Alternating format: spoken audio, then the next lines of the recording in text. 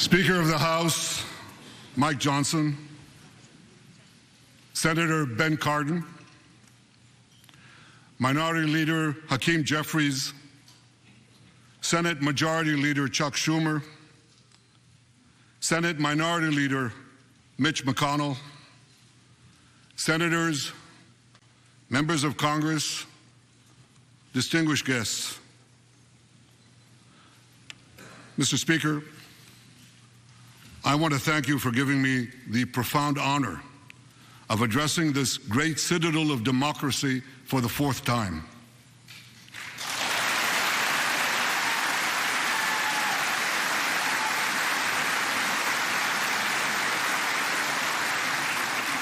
We meet today at a crossroads of history.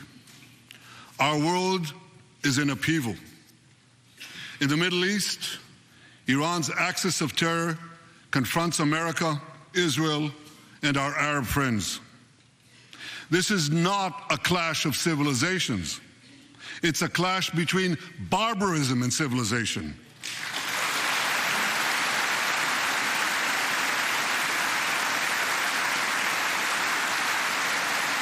It's a clash between those who glorify death and those who sanctify life.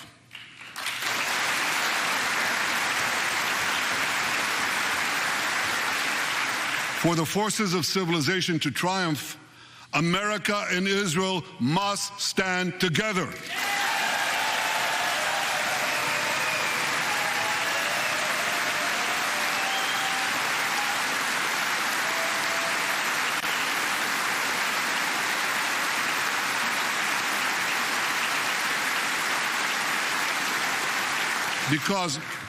Because when we stand together, something very simple happens. We win, they lose.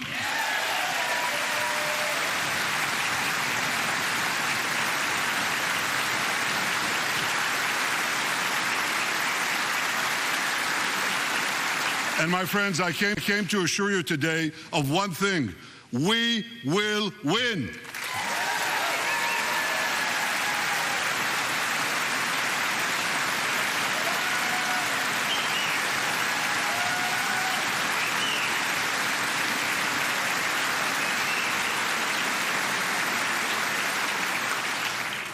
Ladies and gentlemen, like December 7th, 1941, and September 11th, 2001, October 7th is a day that will forever live in infamy. It was the Jewish holiday of Simchat Torah. It began as a perfect day, not a cloud in the sky. Thousands of young Israelis were celebrating at an outdoor music festival. And suddenly, at 6:29 a.m., as children were still sleeping soundly in their beds in the towns and kibbutzim next to Gaza, suddenly heaven turned into hell. 3,000 Hamas terrorists stormed into Israel. They butchered 1,200 people from 41 countries, including 39 Americans. Proportionately, compared to our population size, that's like 20 9/11s in one day. And these monsters, they raped women, they beheaded men, they burned babies alive, they killed parents in front of their children, and children in front of their parents. They dragged 255 people, both living and dead, into the dark dungeons of Gaza. Israel has already brought home 135 of these hostages, including 7 who were freed in daring rescue operations.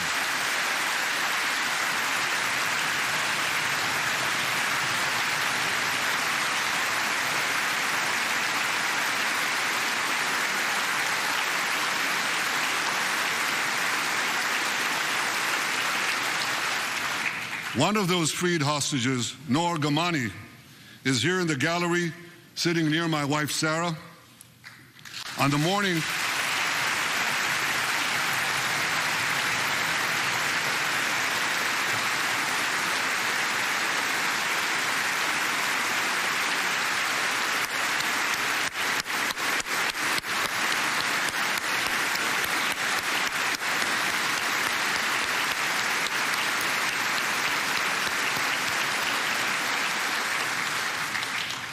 On the morning of October 7th, the entire world saw Noah's look of desperation as she was violently abducted to Gaza on the back of a motorcycle. I met Noah's mother, Leora, a few months ago. She was dying of cancer. She said to me, "Prime Minister, I have one final wish. I wish to hug my daughter Noah one last time before I die." 2 months ago, I authorized a breathtaking commando rescue operation. Our special forces, including a heroic officer named Arnon Zmora, who fell in this battle, rescued Noah and 3 other hostages.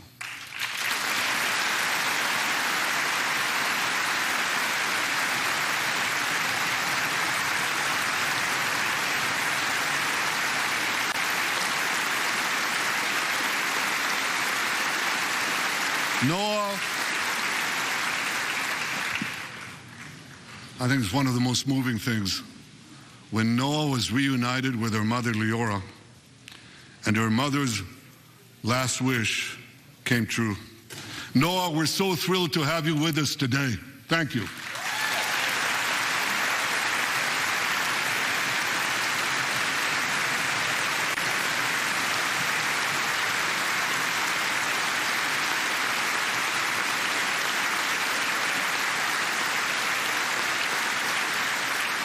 Many hostage families are also here with us today, including Eliyahu Bibas. Eliyahu Bibas is the grandfather of those 2 beautiful red-headed boys, the Bibas boys, toddlers. And they were taken hostage with their mother and and Eliyahu's son. The entire family was taken hostage. 2 beautiful red-haired children taken hostage. What monsters. And with us also is Iris Chaim, whose son Yotam bravely escaped Hamas captivity with 2 other Israelis, and tragically they were killed making their way back to our lines. We have with us also the families of American hostages. They're here.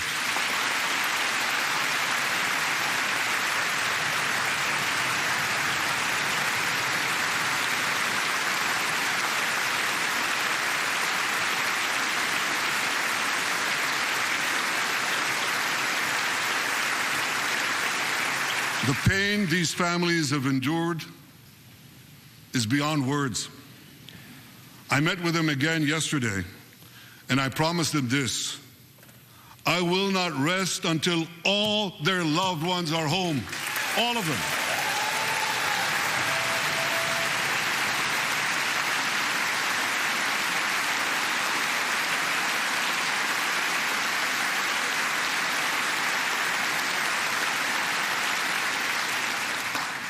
As we speak, we're actively engaged in intensive efforts to secure their release, and I'm confident that these efforts can succeed. Some of them are taking place right now.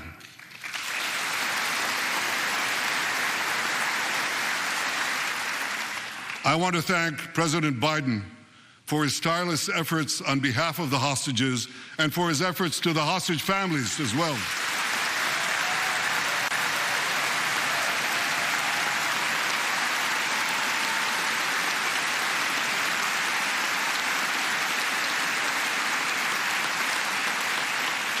I thank President Biden for his heartfelt support for Israel after the savage attack on October 7th. He rightly called Hamas sheer evil. He dispatched 2 aircraft carriers to the Middle East to deter a wider war. And he came to Israel to stand with us during our darkest hour, a visit that will never be forgotten.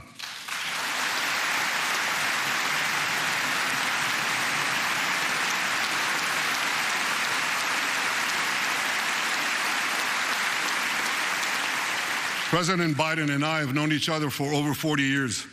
I want to thank him for half a century of friendship to Israel and for being, as he says, a proud Zionist, actually he says a proud Irish-American Zionist.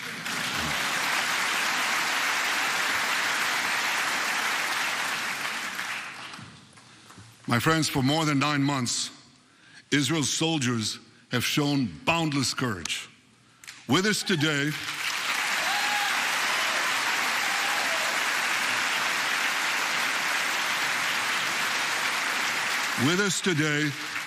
is Lieutenant Avichai Reuven.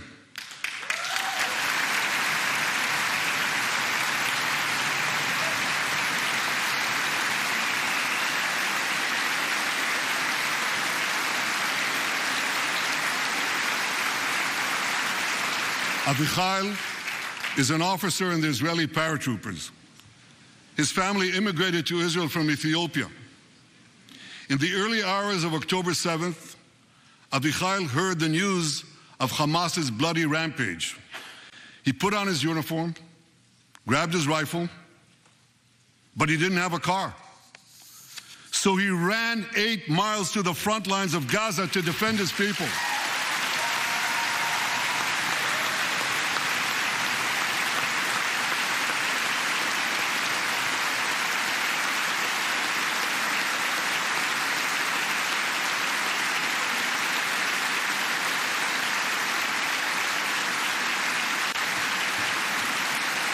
You heard that right. He ran 8 miles, came to the front lines, killed many terrorists, and saved many, many lives. Avichai, we all honor your remarkable heroism. Another Israeli is with us here today, and he's stand up right next to Avichai. This is Master Sergeant Ashraf al-Bakhiri.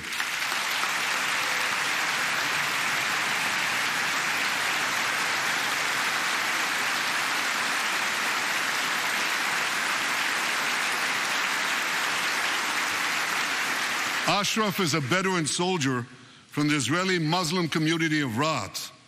On October 7th, Ashraf too killed many terrorists. First, he defended his comrades in the military base, and he rushed to defend the neighboring communities, including the devastated community of Kibbutz Be'eri. Like Ashraf,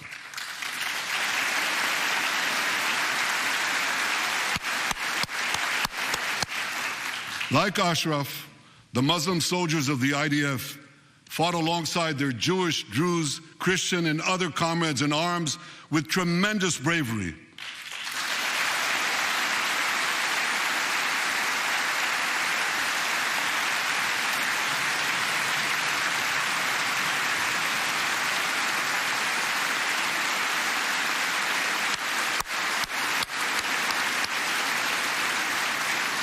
A third hero, Lieutenant Asa Sofer, is also here with us.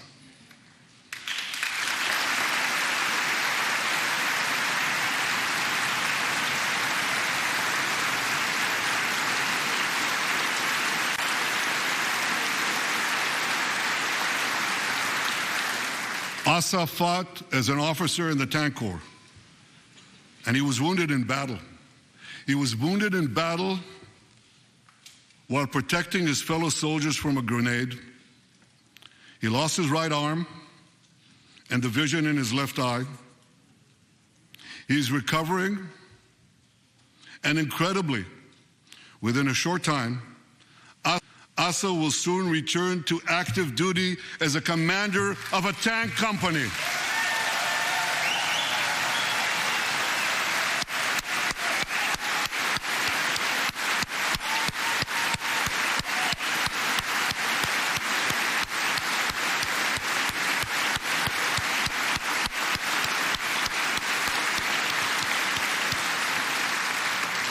I just learned there is a fourth hero here, Lieutenant Jonathan Ben Chamo, who lost a leg in Gaza and continued to fight.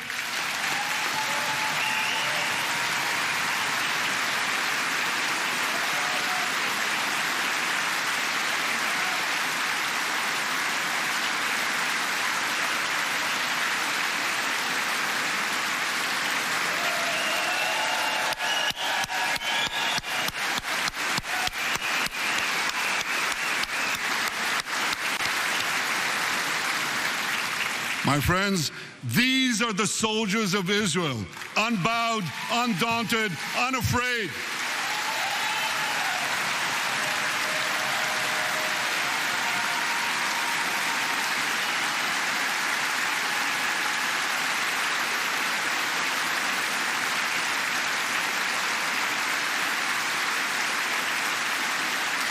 As the Bible says, Am kavi yakum. They shall rise like lions. They have risen like lions. The lions of Judah, the lions of Israel.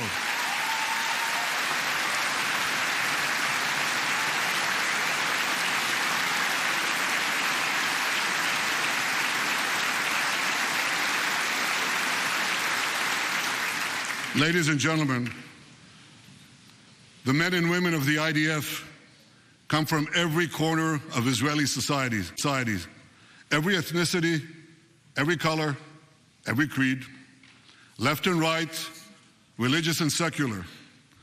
All are imbued with the indomitable spirit of the Maccabees, the legendary Jewish warriors of antiquity. With us today is Yechiel Leiter, the father of one of those Maccabees. Yechiel's father escaped the Holocaust and found refuge in America. As a young man, Yechiel moved to Israel and raised a family of 8 children. He named his eldest son, Moshe, after his late father. Moshe became an exemplary officer in one of our elite commando units. He served with distinction for 2 decades while raising 6 beautiful children of his own. On October 7th, Moshe volunteered to return to combat. 4 weeks later, he was killed when a booby-trapped mine exploded in a tunnel shaft right next to a mosque. At his son's funeral, Yechiel said this: "If the state of Israel had not been established after the Holocaust, the image engraved in our collective memory would have been the photograph of that helpless Jewish boy in the Warsaw Ghetto holding his hands up in the air with Nazi rifles pointed at him. But because of the birth of Israel," Yechiel continued, "because of the courage of soldiers like my son Moshe, the Jewish people are no longer helpless in the face of our enemies."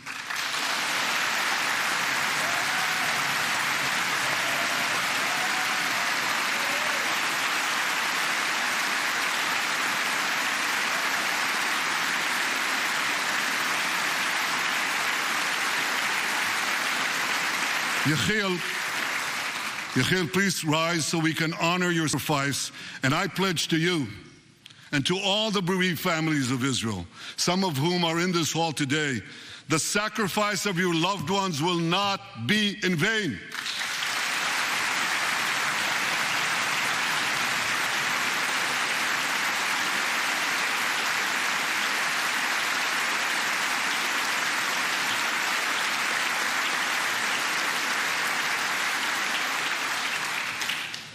It will not be in vain, because for Israel, never again must never be an empty promise. It must always remain a sacred vow. And after October 7th, never again is now.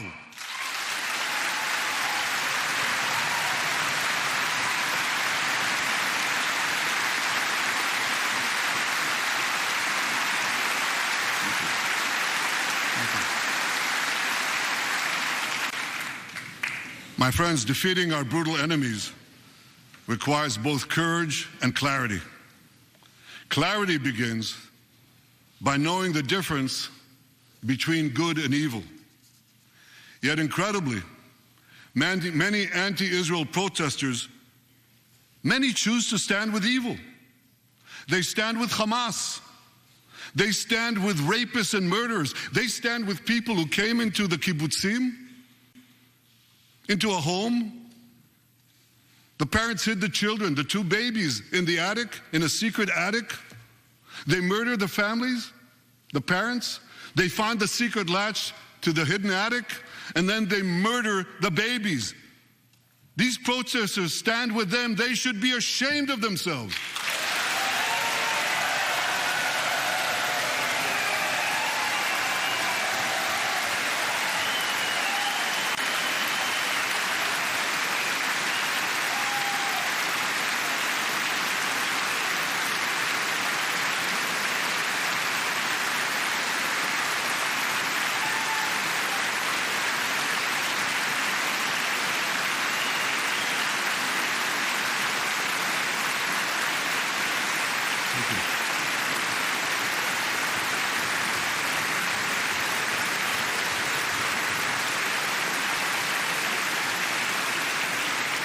They refuse to make the simple distinction between those who target terrorists and those who target civilians, between the democratic state of Israel and the terrorist thugs of Hamas.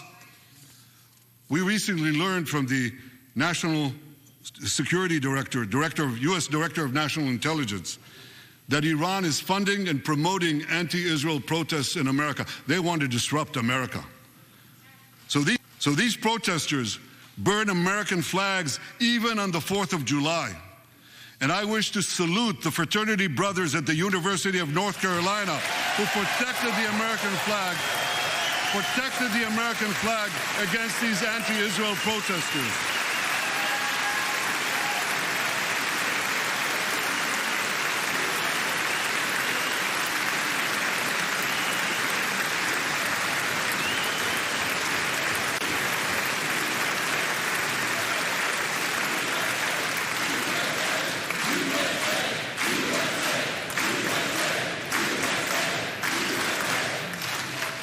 For all we know, Iran is funding the anti-Israel protests that are going on right now outside this building.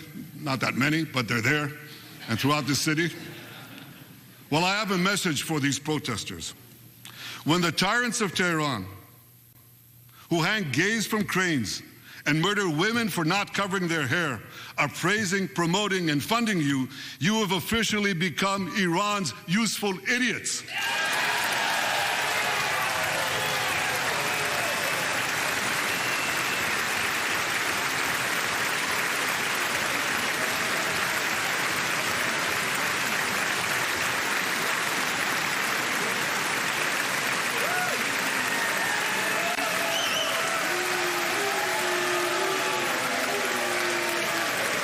Some of these protesters, it's amazing, absolutely amazing. Some of these protesters hold up signs proclaiming gays for Gaza. They might as well hold up signs saying chickens for KFC.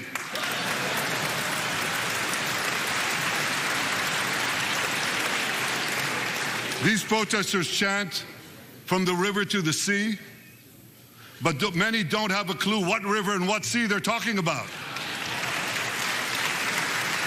They not only get an F in geography, they get an F in history. They call Israel a colonialist state. Don't they know that the land of Israel is where Abraham, Isaac, and Jacob prayed, where Isaiah and Jeremiah preached, and where David and Solomon ruled?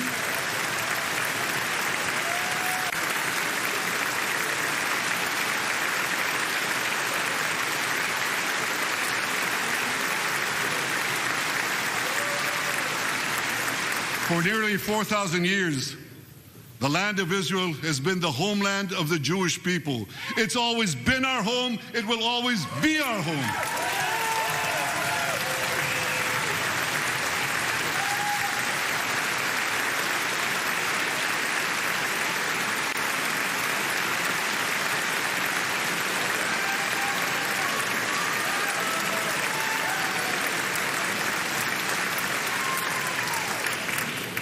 It's not only the campus protesters who get it wrong. It's also the people who run those campuses. 80 years after the Holocaust, the presidents of Harvard, Penn, and I'm ashamed to say my alma mater, MIT, couldn't bring themselves to condemn the calls for the genocide of Jews. You remember what they said? They said, it depends on the context. Well, let me give these befuddled academics a little context.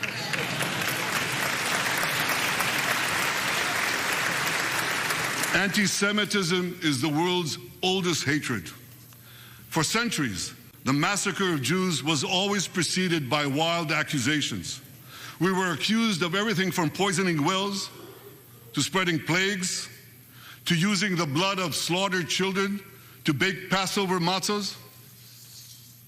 These preposterous anti-Semitic lies led to persecution, mass murder, and ultimately to history's worst genocide, the Holocaust.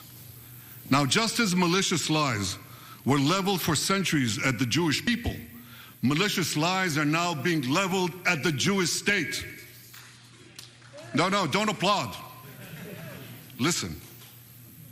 The outrageous slanders that paint Israel as racist and genocidal are meant to delegitimize Israel, to demonize the Jewish state, and to demonize Jews everywhere. And no wonder we've witnessed an appalling rise of anti-Semitism in America and around the world. My friends, whenever and wherever we see the scourge of anti-Semitism, we must unequivocally condemn it and resolutely fight it, without exception.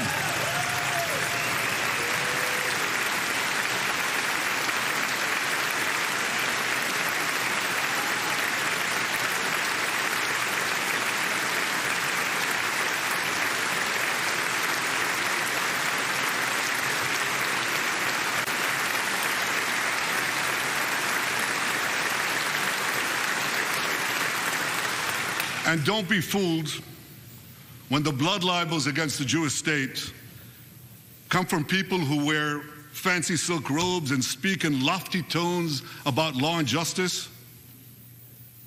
Here's a case in point. The prosecutor of the International Criminal Court has shamefully accused Israel of deliberately starving the people of Gaza. This is utter, complete nonsense. It's a complete fabrication.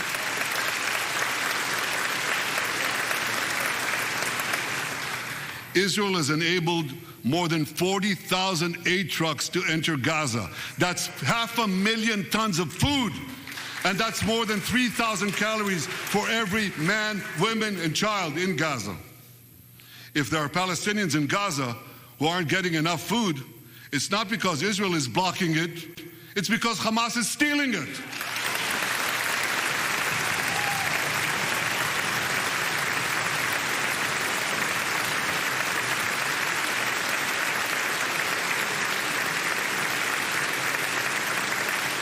So much for that lie, but here's another.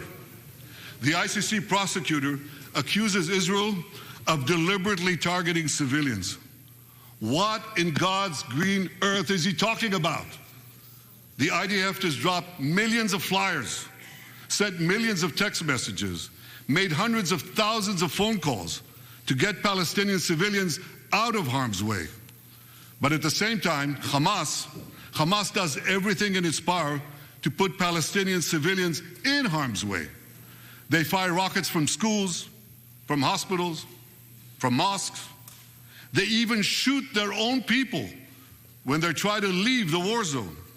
A senior Hamas official, Fatri Hamad, boasted, listen to this, he boasted that Palestinian women and children excel at being human shields. His words, excel at being human shields. What monstrous evil. For Israel, every civilian death is a tragedy. For Hamas, it's a strategy.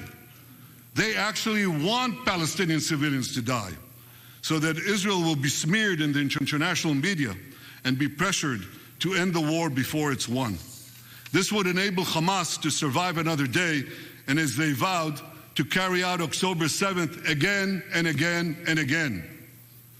Well, I want to assure you, no matter what pressure is brought to bear, I will never allow that to happen.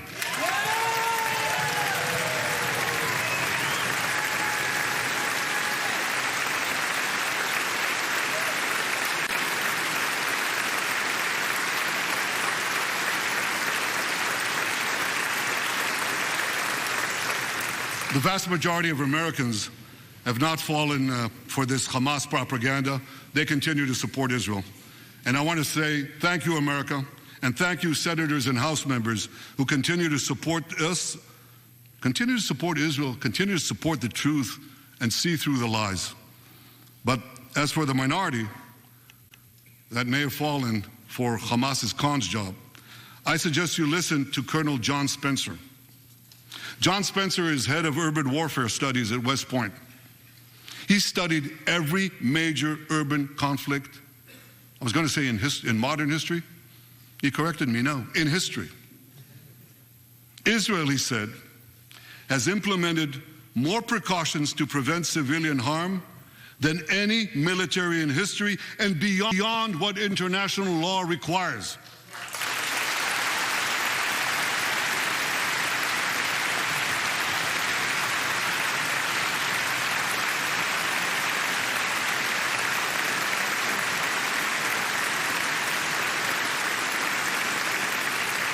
That's why, despite all the lies you've heard, the war in Gaza has one of the lowest ratios of combatants to non-combatants casualties in the history of urban warfare. And you want to know where it's lowest in Gaza?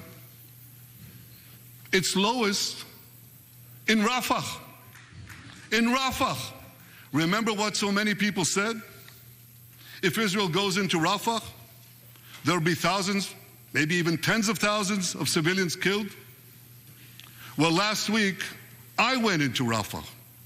I visited our troops as they finished fighting Hamas's remaining terrorist battalions. I asked the commander there, how many terrorists did you take out in Rafah? He gave me an exact number, 1,203. I asked him, how many civilians were killed? He said, Prime Minister, practically none, with the exception of a single incident where shrapnel from a bomb hit a Hamas weapons depot and unintentionally killed 24 people. The answer is practically none. You want to know why? Because Israel got the civilians out of harm's way, something people said we could never do, but we did it.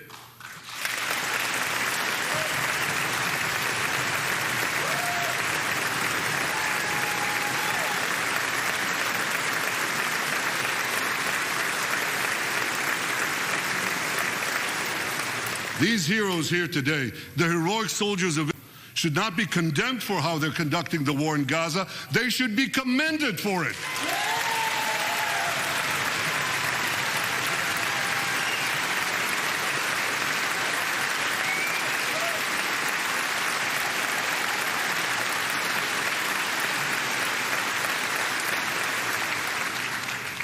I want to thank all of you here today who forcefully opposed the false accusations of the ICC and stood up for the truth.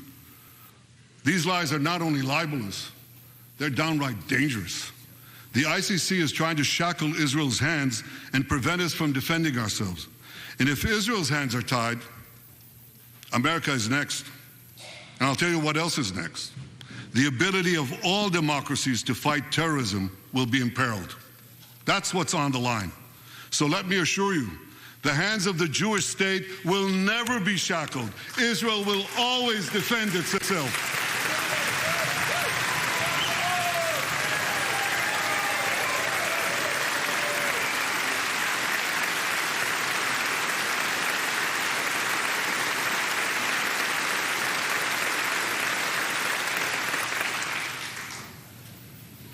My friends, in the Middle East, Iran is virtually behind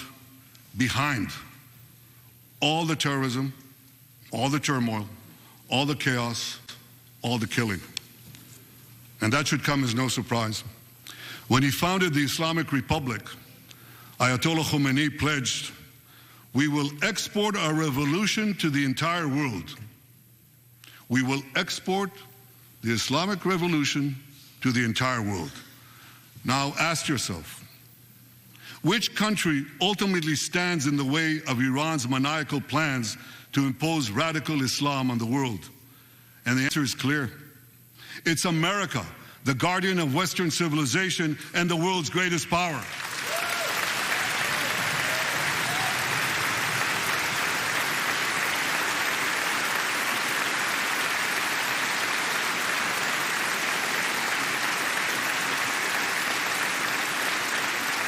That's why Iran sees America as its greatest enemy.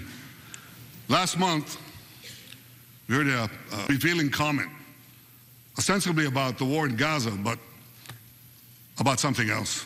It came from the foreign minister of Iran's proxy, Hezbollah, and he said this: "This is not a war with Israel.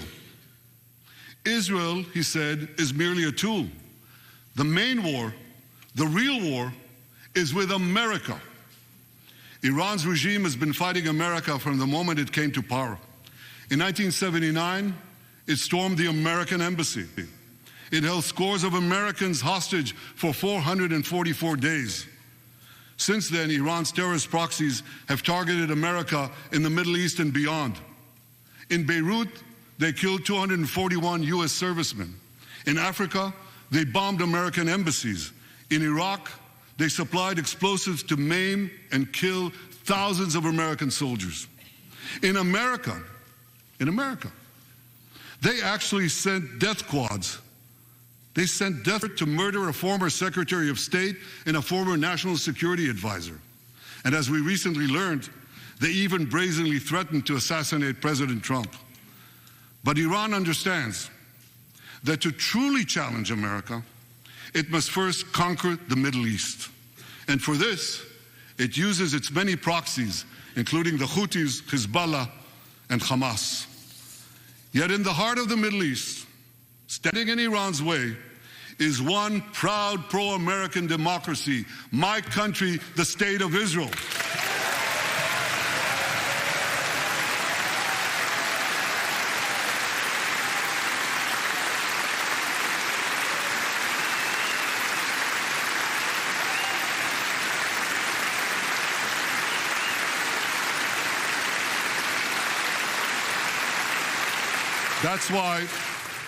That's why mobs in Tehran chant death to Israel before they chant death to America.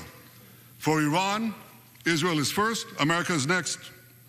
So when Israel fights Hamas, we're fighting Iran. When we fight Hezbollah, we're fighting Iran. When we fight the Houthis, we're fighting Iran. And when we fight Iran, we're fighting the most radical and murderous enemy of the United States of America. And one more thing. When Israel acts to prevent Iran from developing nuclear weapons that could destroy Israel and threaten every American city, every city that you come from, we're not only protecting ourselves, we're protecting you.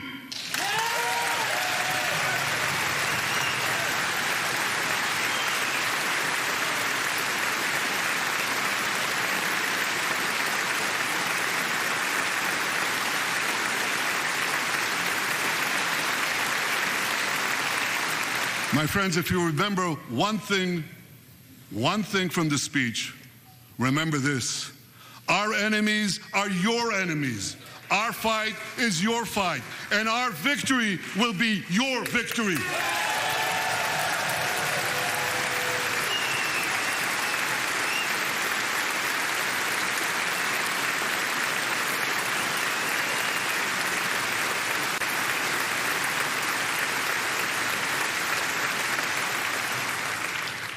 Ladies and gentlemen, that victory is in sight.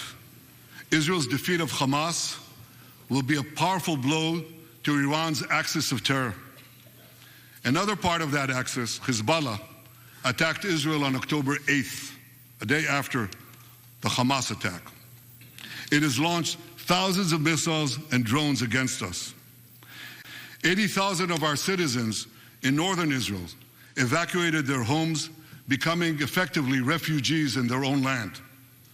We are committed to returning them home. We prefer to achieve this diplomatically.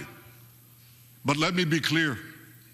Israel will do whatever it must do to restore security to our northern border and return our people safely to their homes.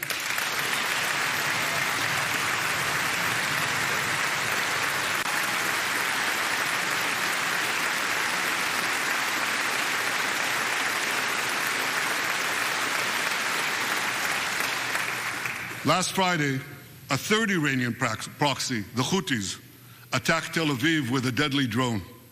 It exploded a few hundred feet from the American consulate, killing one person and injuring 9. On Saturday, I authorized a swift response to that attack. All our enemies should know this. Those who attack Israel will pay a very heavy price. And as we defend ourselves,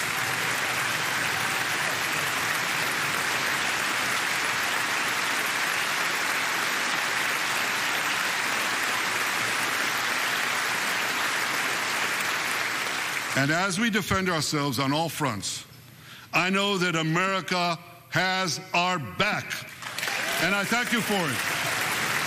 All sides of the aisle, thank you.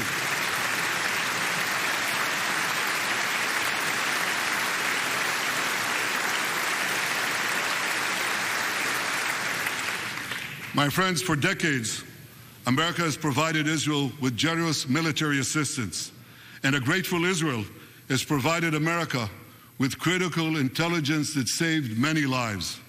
We've jointly developed some of the most sophisticated weapons on earth. I choose my words carefully. We've jointly developed some of the most sophisticated weapons on earth that help protect both our countries. And we also help keep American boots. We help keep Americans' boots off the ground while protecting our shared interests in the Middle East.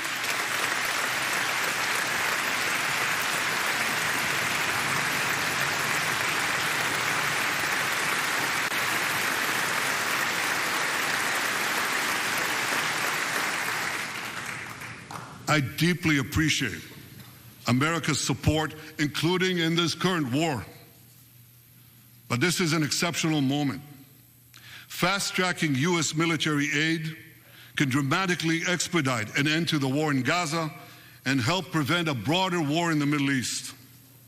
In World War II, as Britain fought on the front lines of civilization, Winston Churchill appealed to Americans with these famous words: "Give us the tools and we'll finish the job." Today, as Israel fights on the front line of civilization, I too appeal to America. Give us the tools faster and we'll finish the job faster.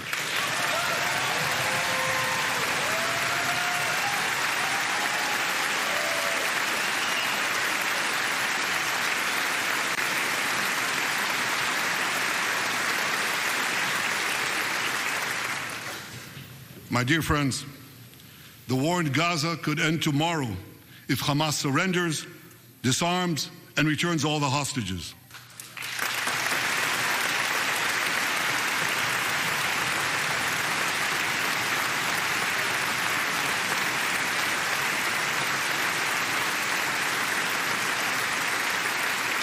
If they don't, Israel will fight until we destroy Hamas's military capabilities, end its rule in Gaza, and bring all our hostages home.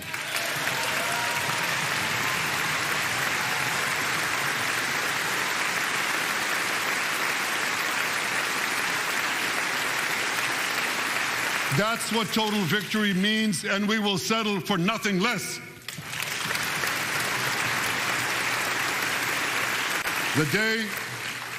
The day after we defeat Hamas, a new Gaza can emerge. My vision for that day is of a demilitarized and de-radicalized Gaza. Israel does not seek to resettle Gaza, but for the foreseeable future, we must retain overriding security control there to prevent the resurgence of terror, to ensure that Gaza never again poses a threat to Israel.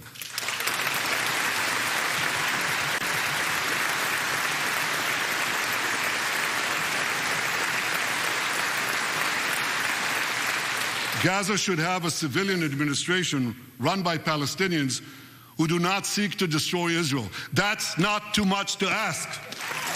It's a fundamental thing that we have a right to demand and to receive.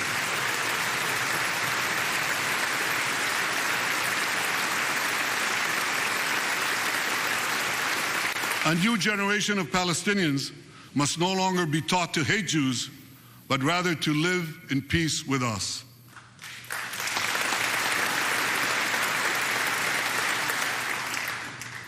Those twin words, demilitarization and de-radicalization, those two concepts were applied to Germany and Japan after World War II, and that led to decades of peace, prosperity, and security. Following our victory, with the help of regional partners, the demilitarization and de-radicalization of Gaza can also lead to a future of security, prosperity, and peace. That's my vision for Gaza.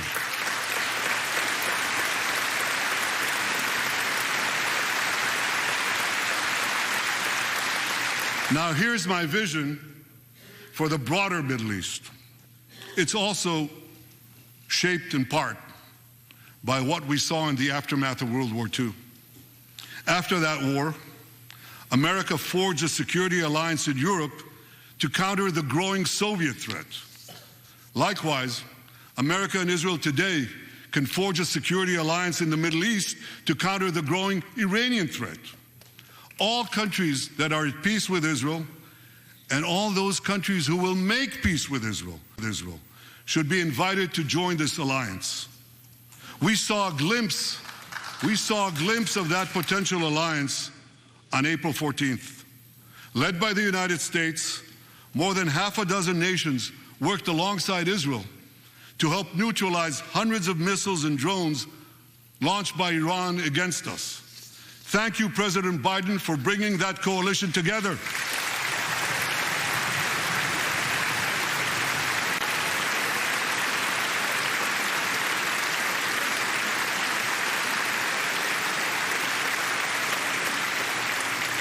The new alliance I envision would be a natural extension of the groundbreaking Abraham Accords. Those accords saw peace forged between Israel and 4 Arab countries, and they were supported by Republicans and Democrats alike. We could call, I have a name for this new alliance. I think we should call it the Abraham Alliance. I want to thank President Trump for his leadership in brokering the historic Abraham Accords.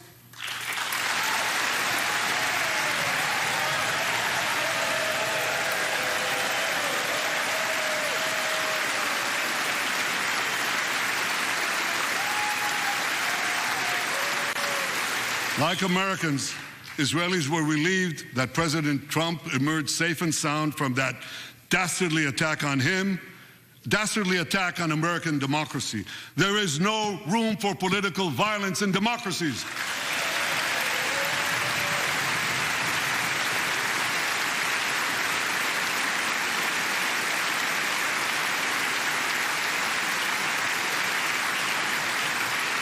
I also want to thank President Trump for all the things he did for Israel, from recognizing Israel's sovereignty over the Golan Heights, to confronting Iran's aggression, to recognizing Jerusalem as our capital and moving the American embassy there.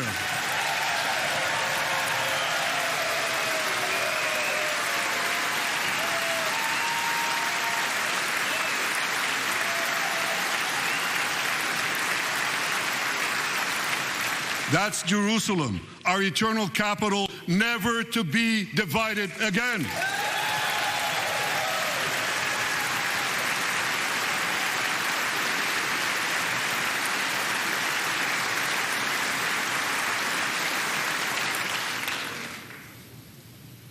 My dear friends, Democrats and Republicans, despite these times of upheaval, I'm hopeful about the future. I'm hopeful about Israel because my people, the Jewish people, emerged from the depths of hell, from dispossession and genocide. And against all odds, we restored our sovereignty in our ancient homeland. We built a powerful and vibrant democracy, a democracy that pushes the boundaries of innovation for the betterment of all humanity. I'm hopeful about America because I'm hopeful about Americans. I know how much the people of this country have sacrificed to defend freedom. America will continue to be a force for light and good in a dark and dangerous world. For free peoples everywhere, America remains the beacon of liberty its extraordinary founders envisioned back in 1776.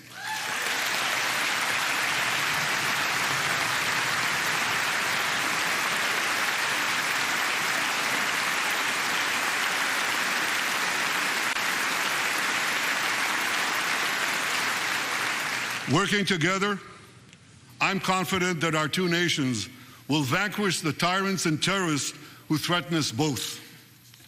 As Israel's Prime Minister, I promise you this: no matter how long it takes, no matter how difficult the road ahead, Israel will not relent. Israel will not bend. We will defend our land. We will defend our people.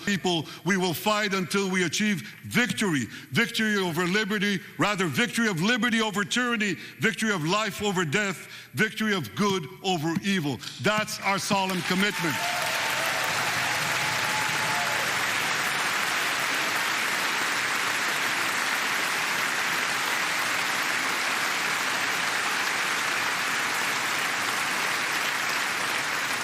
And we will continue to work with the United States and our Arab partners to transform a troubled region from a backwater of repression, poverty, and war into a thriving oasis of dignity, prosperity, and peace.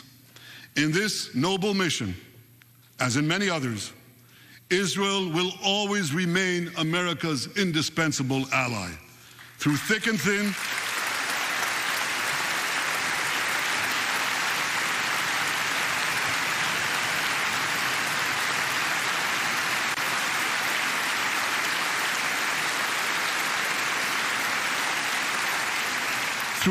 thin, in good times and in bad, Israel will always be your loyal friend and your steadfast partner. On behalf of the people of Israel, I came here today to say thank you, America. Thank you for your support and solidarity. Thank you for standing in Israel, with Israel, in our hour of need. Together we shall defend our common civilization. Together we shall secure a brilliant future for both our nations.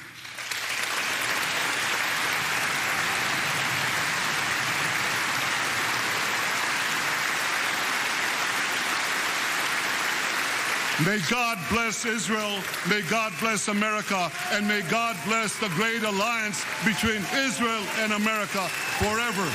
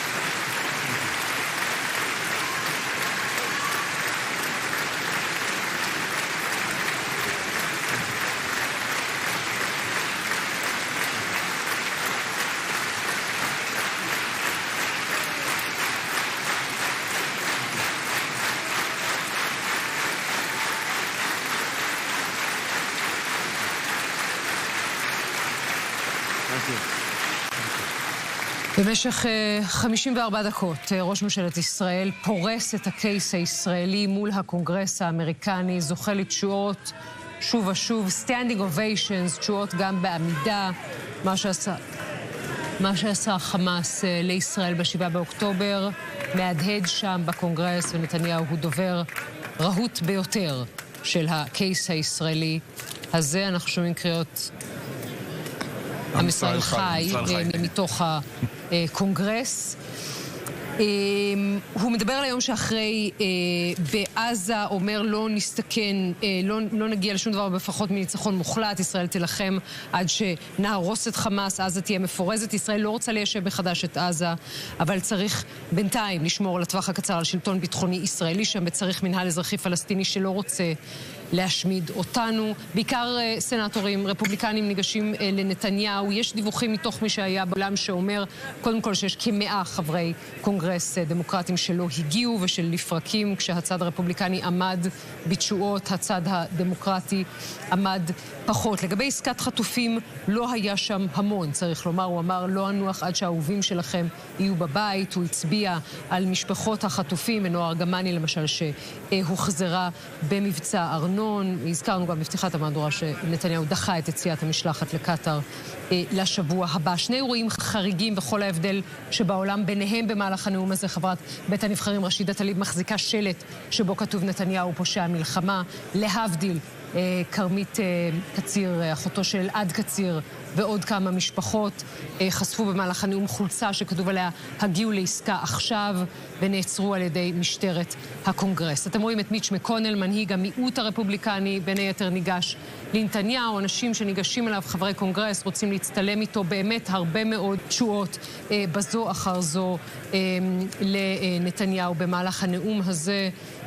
נאום רהוט של דובר רהוט שיודע לפרוט את הקייס הישראלי, כאמור על פני 54 דקות מול הקונגרס האמריקני. אנחנו נמשיך לראות את התמונות האלה שלא עובר בין חברי הקונגרס מיד אחרי הנאום, ואנחנו מצרפים פה את החברים שמלווים איתי את המשדר הזה, וגם שם בוושינגטון ירון אברהם ויונה לבזו.